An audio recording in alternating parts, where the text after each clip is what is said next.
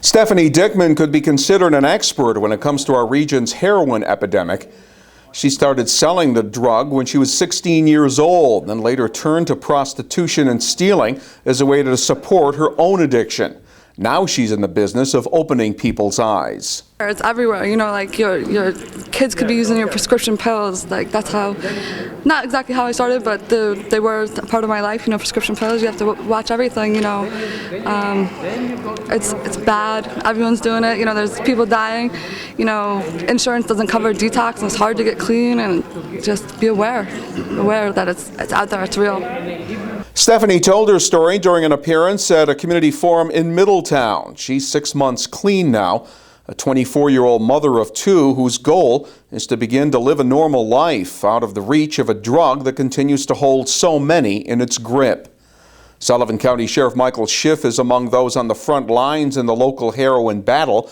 He'll tell you heroin is no longer a big city problem. It's taken hold in our small communities.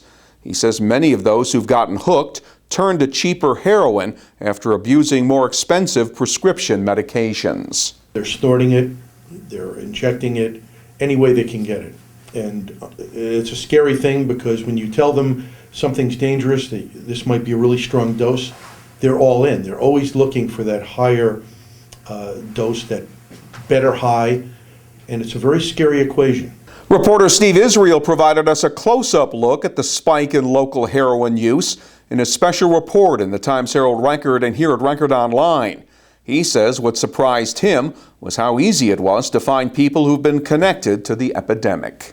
Boy, you just start talking to people, and I talked to a mom in Hudson Valley whose son died from a heroin overdose after spending 9 months in rehab and wanting to be a drug counselor himself.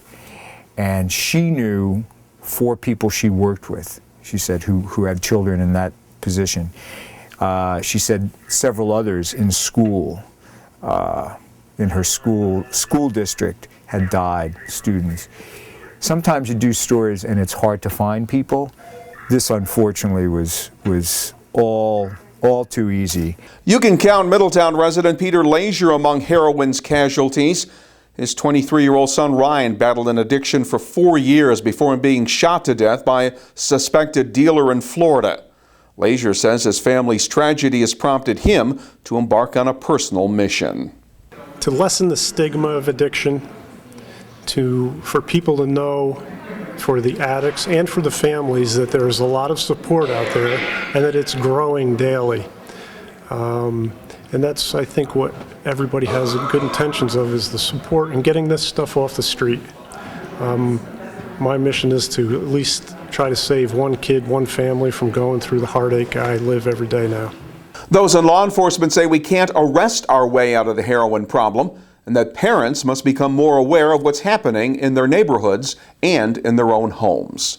You have to be cognizant that it's a bigger problem than most people imagine it is. Working at the jail, almost everybody knows somebody or is related to somebody who's had an issue. You know, look at the people who are fighting through this and how many times they've had to try to pick themselves up and how hard it's been. This isn't recreational anymore. This is their life they're talking about. What will it take to fight back? Those studying the heroin problem say it'll take a combination of education, treatment, and enforcement if we hope to get things under control. But recovering addict James Madison put the challenge in perspective during that Middletown forum. Nowadays you can't really tell who's on drugs or whatever. It's not like that anymore. You could be anybody. It doesn't matter. You know, I've talked to Dave Hoovler, the Orange County DA, and he mentioned, I think he said something like, you know, you could be a lawyer, a 55-year-old lawyer, or a 14-year-old high school sophomore. It can happen to anybody. It really can happen to anybody, and it is. Tracy Baxter, Record Online.